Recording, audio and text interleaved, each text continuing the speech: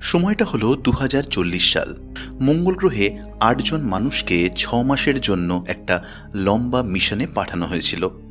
মিশনটির উদ্দেশ্য ছিল মঙ্গল গ্রহে প্রাণের সন্ধান করা। এই কারণে সেখানে একটি প্রকাণ্ড স্টেশন তৈরি করা হয়েছিল, যেটা কিনা ৮ জন মানুষকে একটা দীর্ঘ সময়ের জন্য জীবিত রাখতে পারে। এই সমস্ত মানুষগুলি মঙ্গল গ্রহে ৫ মাস ২৯ দিন এবং ৫ ঘন্টা কাটিয়ে দিয়েছিল। এবার পরবর্তী ১৯ ঘন্টার মধ্যে তাদের এই মঙ্গল গ্রহ ছেড়ে চলে যেতে হবে। মঙ্গল গ্রহের কক্ষপথেই অরোরা নামের একটি মহাকাশযান ছিল, যার সঙ্গে তাদের ল্যান্ডারটি জুড়ে যায় আর তারা পৃথিবীতে আবারও ফিরে আসে। কিন্তু কিছু একটা ঘটনা ঘটে, যেটা আমরা এই সিনেমাটি থেকে জানতে পারবো। সিনেমাটির শুরুতে আমরা মঙ্গল গ্রহের রোভারের ভেতরে থাকা ভিনসেন্ট এবং রেবেকাকে দেখতে পাই। তারা সেখানে ৬ মাস সময় কাটিয়ে দিয়েছিল। তাদের সঙ্গে অন্য যে সমস্ত বিজ্ঞানীরা ছিল, তাদের কাজ ছিল এমন কিছু নমুনা সংগ্রহ করা যার মাধ্যমে জানা যেতে পারে যে মঙ্গল গ্রহে কি আগে প্রাণ ছিল নাকি এখনও আছে। গত ৬ মাস ধরে মঙ্গল গ্রহের আলাদা আলাদা বিভিন্ন জায়গায় ড্রিলিং করা হয়েছিল, কিন্তু এখনও পর্যন্ত তারা কিছু খুঁজে পায়নি। এটা তাদের জন্য খুব নিরাশাজনক ব্যাপার ছিল। ৮ জন মানুষকে মঙ্গল গ্রহে পাঠানো, কোটি কোটি টাকা এর পেছনে ব্যয় করা, আর এর পরিবর্তে কোনো কিছু না পাওয়া। মিশনটির সময়সীমা এবার সম্পূর্ণ হয়ে এসছিল।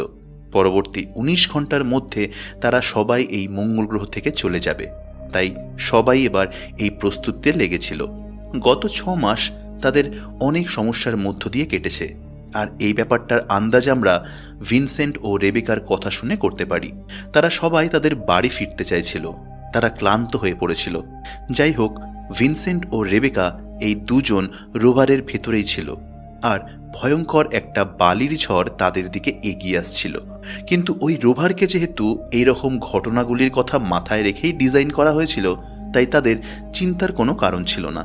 এবার ঝড় থেমে যাওয়ার পর তারা কিম নামের বায়োলজিস্টকে আনতে যায়, যে কিনা খুব চিন্তিত ছিল আর খুব রেগে ছিল, কারণ মঙ্গল গ্রহে তারা কিছুই খুঁজে পায়নি। ভিনসেন্ট এবং রেবেকা তাকে স্টেশনে ফিরিয়ে নিয়ে যাওয়ার জন্য এসেছিল। এরপর সে শেষবারের মতো ড্রিলিং করে, কিন্তু সেই স্যাম্পেলেও কিছু পাওয়া যায় না। তাই বাধ্য হয়ে সে রোভারে ফিরে আসে। তখন ভিনসেন্ট মজা করে তাকে বলে যে, তুমি যদি চাও তাহলে তুমি এখানে থেকে যেতে পারো। কিমের মেজাজ একেবারেই ঠিক ছিল না। তারা এবার স্টেশনের উদ্দেশ্যে তাদের যাত্রা শুরু করে, যেটা কিনা কেবলমাত্র কয়েক কিলোমিটার দূরেই ছিল। স্টেশনের সঙ্গে তারা সব সময় যোগাযোগ রাখছিল। তারা খবর পায় যে স্টেশনের কুলিং সিস্টেম খারাপ হয়ে গেছে, আর সেটা মেরামতি করার জন্য ভিনসেন্টকে সেখানে যেতে হবে। ভিনসেন্ট ছিল আসলে একজন ইঞ্জিনিয়ার, আর রোভারকেও সেই অপারেট করত। এবার দৃশ্যটি পরিবর্তিত হয়ে স্টেশনটিকে দেখানো হয়, যেখানে আমাদের অন্যান্য ক্রু মেম্বারদেরও দেখানো হয়। চার্লস ছিল তাদের ক্যাপ্টেন, লরেন্স ছিল ডাক্তার, একজন রাশিয়ান যার নাম ছিল মার্কো, সে ছিল বায়োলজিস্ট। তাদের ছাড়া ছিল রবার্ট এবং রিচার্ড। তারা প্রত্যেকেই নিজের নিজের কাজে দক্ষ ছিল। মঙ্গল গ্রহের কক্ষপথে অরোরা নামের একটি মহাকাশযান ছিল। তারা সবসময় ওই মহাকাশযানের সঙ্গে যোগাযোগ রেখে যাচ্ছিল, কারণ পরবর্তী ১৯ ঘন্টার মধ্যে তাদের মঙ্গল গ্রহ থেকে চলে যেতে হবে। কিছুক্ষণ পর মার্কো এবার ক্যাপ্টেনের কাছে আসে আর তাকে বলে যে, আমার লাগানো একটি সেন্সর খারাপ হয়ে গেছে, আর সেটা আমায় ঠিক করতেই হবে। এটা আমার জন্য খুবই দরকারি। এই কথা শুনে ক্যাপ্টেন বলে যে, আমায় ক্ষমা করো, কিন্তু আর মাত্র কয়েক ঘন্টার মধ্যে আমাদের এখান থেকে যেতে হবে, তাই আমি তোমাকে এই কাজের জন্য অনুমতি দিতে পারবো না। কিন্তু মার্কো ক্যাপ্টেনকে বোঝায় যে আমার ওটা মেরামত করতেই হবে, নইলে সমস্ত কিছু বিফলে চলে যাবে। যাই হোক, মার্কো যেন তেন প্রকারে ক্যাপ্টেনকে রাজি করিয়ে নেয়, কিন্তু ক্যাপ্টেন মার্কোকে একা পাঠায় না, রিচার্ডকেও মার্কোর সঙ্গে পাঠানো হয়। আর তাদের বলা হয় অন্ধকার নেমে আসার আগে তারা যেন আবার এখানে ফিরে আসে। সেই জায়গাটা এখান থেকে কেবলমাত্র ২ কিলোমিটার দূরে ছিল। এবার মার্কো এবং রিচার্ড যখন তৈরি হয়ে সেখান থেকে বেরোচ্ছিল, ঠিক তখনই ভিনসেন্ট, রেবেকা এবং কিম স্টেশনে এসে পৌঁছায়। কিম তাদেরকে জিজ্ঞাসা করে যে, তোমরা ঠিক কোথায় যাওয়ার জন্য বেরোচ্ছ? কিন্তু মার্কো তাকে কোনো কিছুই বলে না। সে শুধুমাত্র তার নিজের ভাষায় গান করছিল। সে এরপর রিচার্ডকে সঙ্গে নিয়ে স্টেশন থেকে বেরিয়ে যায়। রেবেকা বলে যে, শুধুমাত্র আর ১৯ ঘন্টা আমাদের এই সমস্ত কিছু সহ্য করতে হবে। এরপর আমরা নিজেদের বাড়ি ফিরে যাব। এদিকে মার্কো আর রিচার্ড যখন রোভারে ছিল, মার্কো তখন রিচার্ডকে বলে যে, আমি মিথ্যে কথা বলেছিলাম, আসলে আমি কিছু একটা খুঁজে পেয়েছি, কিন্তু এই কথাটা আমি এখনো পর্যন্ত বাকি সবাইকে বলিনি। এই কারণে তুমি আমার ওপর বিশ্বাস রাখো। অন্যদিকে স্টেশনে ভিনসেন্ট কুলিং সিস্টেমটা ঠিক করে। এরপর কিম এবং ক্যাপ্টেনের মধ্যে ঝামেলা হয়। কিমের রাগের কারণটা এটা ছিল যে ৬ মাস মঙ্গল গ্রহে কাটানোর পরেও তারা কোনো কিছু খুঁজে পেল না। তারা মার্কোর ওপরও সন্দেহ ছিল। এই কারণে সে কোনো অনুমতি ছাড়াই মার্কোর ল্যাব রেজাল্ট দেখতে থাকে। সবাই এবার এটা দেখে হতভম্ব হয়ে যায় যে মার্কোর ল্যাব রেজাল্টে সিঙ্গেল সেল ব্যাকটেরিয়া ছিল, যার সেল ডিভিশন হচ্ছিল। পরিষ্কার কথায় মার্কো মঙ্গল গ্রহে প্রাণের অস্তিত্বের প্রমাণ খুঁজে পেয়ে গেছিল। এই কথাটা মার্কো সবার থেকে লুকিয়েছিল। এবার ওই স্টেশনে এই নিয়েই বাদানুবাদ হচ্ছিল যে এরপর তারা কি করবে। কিম রেগেছিল এই কারণে যে মার্কো এই ব্যাপারটার ক্রেডিট শুধু নিজেই নিতে চায়, যেখানে আমরা সবাই এর অংশীদার। এরপর ক্যাপ্টেন বলে যে আমাদের এই সমস্ত কিছু মিশন কন্ট্রোলকে জানাতে হবে, কিন্তু এর আগে সে রিচার্ড এবং মার্কোর সঙ্গে যোগাযোগ করে। রিচার্ড একাই রোভারের ভেতরে ছিল, আর মার্কো সেই ড্রিলিং করা জায়গাটায় পৌঁছে গিয়েছিল। সে ক্যাপ্টেনের সাথে কথা বলে না। মার্কো সেখানে একটা স্যাম্পেলকে বের করে আর রিচার্ডকে বলে যে কথা বলা বন্ধ করো, তাড়াতাড়ি করে ক্যামেরা নিয়ে এসো। কিন্তু ঠিক তখনই সেখানকার পাথরগুলি ভেঙে পড়তে শুরু করে, আর দেখতে দেখতে মার্কো একটা গভীর খাদের ভেতর পড়ে যায়। এটা দেখে রিচার্ড তাড়াতাড়ি করে রোভারের বাইরে বেরিয়ে এসে দৌড়াতে থাকে, যাতে করে সে মার্কোকে বাঁচাতে পারে। কিন্তু ততক্ষণে দেরি হয়ে গিয়েছিল। রিচার্ড এই খবরটা স্টেশনে পাঠিয়ে দেয়। এবার কিছু সময় পর ক্যাপ্টেন এবং লরেন সেখানে এসে পৌঁছায়। রিচার্ড সেখানে চিন্তিত হয়ে বসেছিল। লরেন তখন রিচার্ডের ওপর রেগে গিয়ে বলে যে তুমি মার্কোকে বাঁচানোর চেষ্টা কেন করনি? কিন্তু এটা স্পষ্ট ছিল যে এখানে রিচার্ডের কোনো ভুল ছিল না। সেই গর্তটা ছিল অনেক গভীর, তার ভেতর থেকে ধোঁয়াও বেরোচ্ছিল। তারা সেখানে মার্কোকে কোথাও দেখতে পায় না। ক্যাপ্টেন এবার লরেনকে বলে যে তুমি এখানেই থাকো, আমাকে স্টেশনে ফিরে যেতে হবে। তুমি রোভারের ভেতরেই থেকো, বাইরে বেরিও না, কেমন? আমি 2 জন সহকর্মীকে হারাতে পারবো না। এবার রিচার্ডকে সঙ্গে করে নিয়ে ক্যাপ্টেন স্টেশনে ফিরে আসে আর মিশন কন্ট্রোলের সঙ্গে যোগাযোগ করে জিজ্ঞাসা করে যে এরপর আমরা কি করব। মিশন কন্ট্রোল থেকে আদেশ আসে যে যদি সম্ভব হয় তাহলে মার্কোর মৃতদেহটাকে ওই গর্ত থেকে বাইরে বের করে আনো। তোমরা তৈরি থাকো আর পৃথিবীতে ফিরে আসো। ক্যাপ্টেন এবার ভিনসেন্ট আর রেবেকাকে নিয়ে ওই দুর্ঘটনাস্থলে যায়। তখন আমাদের এটা দেখানো হয় যে লরেনের কিছু একটা অদ্ভুত মনে হচ্ছিল। এই কারণে সে ওই গর্তটার কাছে আসে, আর এরপর তার এটা অনুভব হয় যে কেউ হয়তো ওই রোভারের ভেতরে ঢোকার চেষ্টা করছে। তারপর আমাদের এটা দেখানো হয় না যে এরপর কি হলো। ক্যাপ্টেন এবং বাকিরা যখন ওই জায়গায় আসে তখন তারা লরেনের কোনো রেসপন্স পায় না। তারা রোভারকেও চেক করে, কিন্তু লরেন সেখানেও ছিল না। এবার পায়ের ছাপ অনুসরণ করে সামনে এগোনোর পর তাদের মনে হয় যে তারা হয়তো ভুল দিকে এগোচ্ছে। এবার হাতে সময় যেহেতু খুব কম ছিল, এই কারণে একটা দড়ির সাহায্যে ভিনসেন্টকে ওই গর্তের নিচে নামানো হয়। সে যতই নিচের দিকে নামছিল ততই তার চোখের সামনে অদ্ভুত সব ধরনের ভিশন আসতে থাকে। এরপর গর্তের নিচের মাটিতে সে খুব অদ্ভুত আকৃতির কিছু দেখতে পায়। সে এটা ব্যক্ত তো করতে পারছিল না, কিন্তু যখন ভিনসেন্টের শরীরের মধ্যে কিছু হতে থাকে তখন রেবেকা আর ক্যাপ্টেন তাকে উপরের দিকে নিয়ে আসে। ভিনসেন্ট তাদের জানায় যে মার্কোর মৃতদেহ ওই গর্তের ভেতর নেই। এদিকে স্টেশনের ভেতর তখন শুধুমাত্র কিম এবং রিচার্ডই ছিল। তখন তাদের সিস্টেমে এটা ডিটেক্ট হয় যে কোনো কিছু একটা তাদের দিকে এগিয়ে আসছে। তারা দরজা খুলে দেয়। এবার রিচার্ড যখন দেখতে পায় তখন সে দেখে যে ওটা হলো মার্কো। তার স্পেস স্যুটে হেলমেট ফুটো হয়ে গিয়েছিল। এবার রিচার্ড যেই না মার্কোর হেলমেট খোলে তখন সে দেখে যে মার্কোর পুরো মুখ বদলে গেছে। সে কোনো দানবে বদলে গেছিল। এটা দেখে তো রিচার্ডের বিশ্বাসই হচ্ছিল না। সে ভয় পেয়ে যায়। মার্কো এরপর একটা ড্রিলকে হাতে তোলে। রিচার্ড তাকে আটকানোর চেষ্টা করছিল। তখন অর্ধমৃত মার্কো ওই ড্রিল মেশিন দিয়েই রিচার্ডের পেটে ফুটো করে দেয়, তাকে খুব গুরুতরভাবে আহত করে দেয়। এবার কিম যখন চিৎকার চেঁচামেচির আওয়াজ শুনতে পায় তখন সে দেখতে এসে এই ভয়ানক দৃশ্য দেখে সেও খুব ভয় পেয়ে যায়। এবার মার্কো কিমের ওপর আক্রমণ করার জন্য এগিয়ে আসছিল। এদিকে আহত রিচার্ড এমার্জেন্সি অ্যালার্মটি অ্যাক্টিভেট করে দেয়। ক্যাপ্টেন আর বাকি সবাই এটা জানতে পেরে গিয়েছিল যে স্টেশনে কিছু একটা গোলমাল হয়েছে। এই কারণে তারা রোভারে বসে স্টেশনের দিকে যেতে থাকে। কিছুক্ষণ পর স্টেশনে অর্ধমৃত লরেনও পৌঁছে যায়। এরা কোনো অজানা ভাইরাস দ্বারা আক্রান্ত হয়েছিল। এরা এখন অনেক বেশি শক্তিশালীতে পরিণত হয়ে গিয়েছিল। তাদের মুখ বদলে গেছিল, কিন্তু তারা এখন আর মানুষ নয়।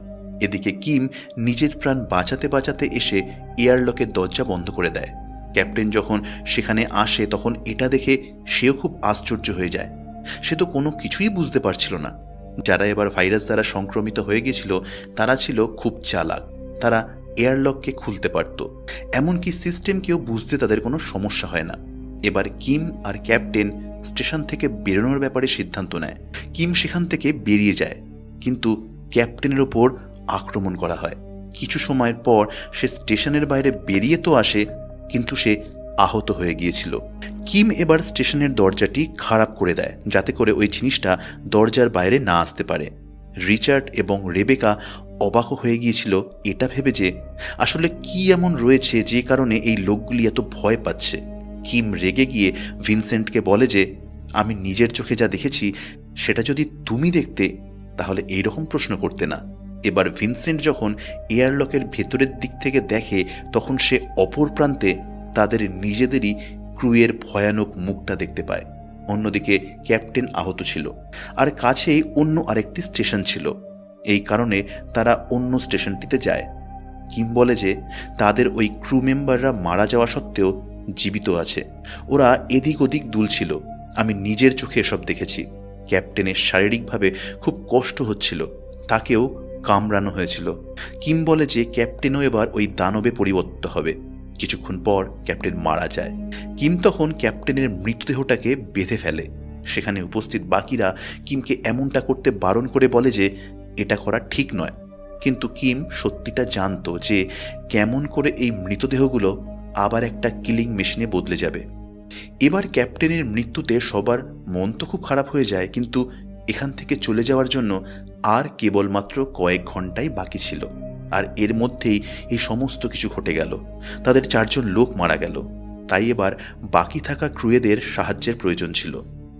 যোগাযোগ করার জন্য তাদের স্টেশন 1-এ যেতে হতো, কিন্তু সেখানে ওই জানোয়ারগুলো ছিল। অর্থাৎ এবার তো ওই ক্রু মেম্বার জানোয়ারেই পরিবর্তিত হয়ে গিয়েছিল। একটা পাইপলাইন যেটা কিনা স্টেশন 1-কে স্টেশন 2-এর সঙ্গে কানেক্ট করে। ভিনসেন্ট বলে যে আমরা যদি কোনোভাবে ওই জানোয়ারগুলোর হাত থেকে বেঁচে সিস্টেম পর্যন্ত পৌঁছে যেতে পারি তাহলে আমি সাহায্যের জন্য মেসেজ পাঠাতে পারবো। ততক্ষণ পর্যন্ত আমাদের এখানেই অপেক্ষা করতে হবে। এরই মাঝে স্টেশন 1-এ একটি বিস্ফোরণ হয়। ওই জিনিসগুলো স্টেশনটিকে ধ্বংস করে দিয়েছিল, আর তারা বাইরে বেরিয়ে গিয়েছিল। এবার তো এখানে অর্থাৎ স্টেশন 2-তে ক্যাপ্টেনের মৃতদেহটিও নড়তে শুরু করেছিল। যাই হোক, ভিনসেন্ট এরপর কোনো ক্রমে ওই পাইপের ভেতরের রাস্তা দিয়ে স্টেশন 1-এ যাওয়ার চেষ্টা করছিল। ভিনসেন্ট যখন ওই পাইপের গর্তের ভিতর নামছিল তখন সে তার চোখের সামনে কিছু ভিশন দেখতে পায়। যে ভিশনে সে নিজেকে অরোরা মহাকাশযানে দেখতে পায়। আর আরও একবারও এমনটাই ঘটে। আজকের আগে সে কখনো এরকম কিছু অনুভব করেনি। হতে পারে ওই গর্তের ভিতর যাওয়ার পরেই তার সাথে কিছু একটা হয়েছে। এবার সে স্টেশন 1 পর্যন্ত পৌঁছে যায় এবং অরোরা মহাকাশযানের সঙ্গে যোগাযোগ করার চেষ্টা করে। শেষ পর্যন্ত সে শুধুমাত্র এই মেসেজটাই পাঠিয়ে যে এখানে একটা এমার্জেন্সি এসে গেছে।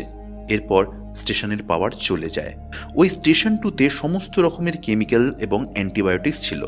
রেবেকা আর কিম এই রোগটির চিকিৎসা কি তা খুঁজতে থাকে। তাদের কাছে টেস্ট করার জন্য সাবজেক্ট ছিল, অর্থাৎ কিনা ক্যাপ্টেন, যে এখন আবারও জীবিত হয়ে উঠেছিল।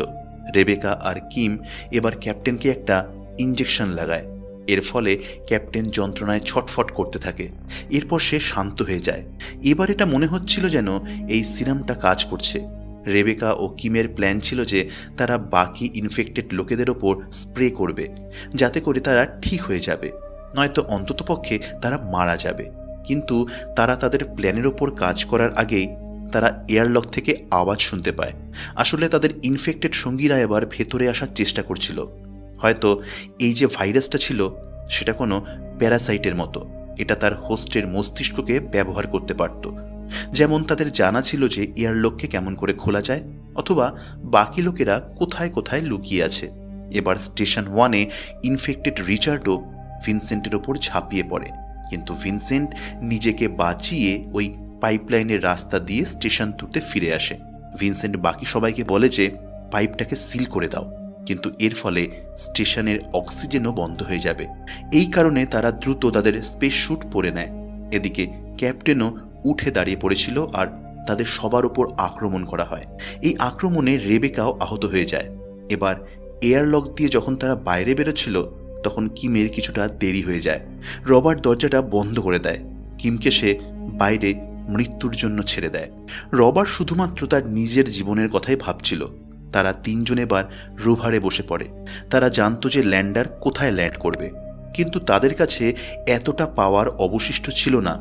রাস্তাতেই একটা স্টেশন আসে, তারা ওই স্টেশন থেকে পাওয়ার নিতে যায়। রাস্তাতে ভিনসেন্ট রেবেকাকে ইঞ্জেকশন লাগিয়ে দেয়, কারণ রেবেকাও ইনফেক্টেড হয়ে যেতে পারত। ভিনসেন্ট এবার পাওয়ার সেলস আনার জন্য স্টেশনে যাচ্ছিল, কিন্তু রবার্ট তাকে বলে যে না, আমি যাব, আমি এটা করতে চাই। এবার রবার্ট বাইরে গিয়ে আর ফিরে আসে না, আর সে ভিনসেন্টকে রেডিওতে বলে যে তোমারও ওখান থেকে বেরোনো উচিত যদি তুমি তোমার জীবনকে ভালোবাসো। আমরা দুজনেই জানি যে এরপরে কি হতে চলেছে। রবার্ট আসলে রেবেকার ব্যাপারে কথা বলছিল। রেবেকা যখন এই কথা শোনে তখন তার খুব মন খারাপ হয়ে যায়। হ্যাঁ, এ ব্যাপারে কোনো সন্দেহ ছিল না যে এবার সত্যি রেবেকাও ওই মানুষ খেকো প্রাণীতে পরিবর্তিত হয়ে যাবে, কিন্তু রেবেকা নিজে তো এমনটা হতে চাইছিল না। ভিনসেন্ট রেবেকাকে একা ফেলে আসে না। ভিনসেন্ট নিজেই ব্যাটারি আনতে যাচ্ছিল, কিন্তু তখনই বালির ঝড় শুরু হয়। এই কারণে সে আবারও রোভারে ফিরে আসে। রেবেকা তখন জিজ্ঞাসা করে যে এবার আমরা কি করব। এই কথা শুনে ভিনসেন্ট বলে আমরা সকাল হওয়ার জন্য অপেক্ষা করব। রোভার সোলারের মাধ্যমে চার্জ হয়ে যাবে, আমাদের হাতে সময় থাকবে ল্যান্ডার পর্যন্ত পৌঁছানোর জন্য। পরের দিন সকালে যখন ভিনসেন্টের ঘুম ভাঙে তখন রেবেকা রোভার থেকে বাইরে বেরিয়ে গেছিল। সে যেন ভিনসেন্টের কোনো ক্ষতি না করতে পারে, এই কারণে সে এই পথ বেছে নিয়েছিল। কিন্তু ভিনসেন্ট তাকে একা ছাড়ে না। রেবেকার পায়ের ছাপ অনুসরণ করতে করতে ভিনসেন্ট রেবেকা পর্যন্ত পৌঁছে যায়। ভিনসেন্ট রেবেকাকে রোভারের ভেতরে আনার চেষ্টা করছিল, কিন্তু ততক্ষণে দেরি হয়ে গিয়েছিল। রেবেকা তখন বদলে গেছিল। সে ভিনসেন্টের ওপর আক্রমণ করে, তাকে মেরে ফেলার চেষ্টা করে। সে ভিনসেন্টের কাছে ভিক্ষা চাইছিল যে আমাকে মেরে ফেলো। এরই মধ্যে সেখানে ল্যান্ডার পৌঁছে যায়, কিন্তু তাদের বলে না যে এখানে কি ঘটেছে। ভিনসেন্ট যখন তাদের কাছে পৌঁছায় তখন ইনফেক্টেড ক্রু তার ওপর আক্রমণ করে দেয়। সবাই মারা গিয়েছিল। ভিনসেন্ট ওই ল্যান্ডারের ভেতরে যায় আর দেখে যে রবার্ট সেখানে আগে থেকেই উপস্থিত আছে, কিন্তু এবার সেও ইনফেক্টেড হয়ে গিয়েছিল। সে তার বাড়ি ফিরে যাওয়ার কথা বলছিল। তার মেয়ে স্মৃতি তাকে বিরক্ত করছিল। সে ভিনসেন্টের ওপর আক্রমণ করে দেয়। ল্যান্ডার এবার আকাশে উঠতে শুরু করেছিল। ভিনসেন্ট রবার্টকে তো মেরে ফেলে। তারা মঙ্গল গ্রহের কক্ষপথে পৌঁছে যায়, কিন্তু ততক্ষণে দেরি হয়ে গিয়েছিল। অরোরা মহাকাশযানটি সেখানে ছিল না। ভিনসেন্ট এবার একটা শেষ মেসেজ পাঠায় যে মঙ্গল গ্রহে তারা কোনো একটা অজানা ভাইরাসের সম্মুখীন হয়েছে, যে কারণে তারা সবাই ইনফেক্টেড হয়ে যায়। আর আমার সন্দেহ হচ্ছে যে হয়তো আমিও এখন ইনফেক্টেড। যদি এমনটা হয় তাহলে আমি ল্যান্ডারকে মঙ্গল গ্রহে ক্র্যাশ করে দেব, আর যদি না হয় তাহলে তোমরা আমাকে সাহায্যের জন্য পাঠিয়ে দিও। আমি এখানে এখনও জীবিত থাকা শেষ মানুষ। আর এখানেই এই সিনেমাটির পরিসমাপ্তি হয়।